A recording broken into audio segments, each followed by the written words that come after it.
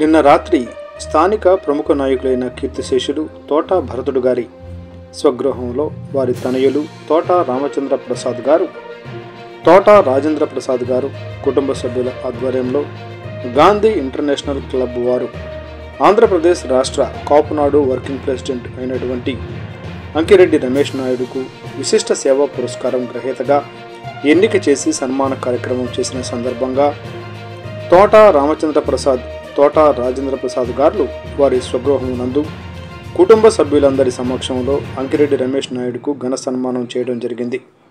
ఈ కార్యక్రమంలో తోట రామచంద్ర ప్రసాద్ గారు, తోట రాజేంద్ర ప్రసాద్ గారు, వారి సతీమణి మరియు వారి కుటుంబ సభ్యులు అందరూ కలిసి ఈ కార్యక్రమంలో పాల్గొనడం జరిగింది.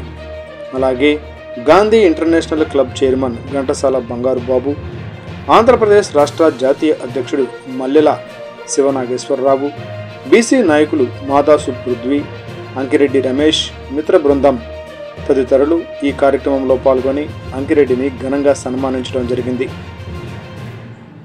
ఈ కార్యక్రమంలో పాల్గొన్న వక్తలు అందరూ కూడా అంకిరెడ్డి రమేష్ నాయుడు చేసిన సేవా కార్యక్రమాల గురించి తెలియజేసి అభినందించారు.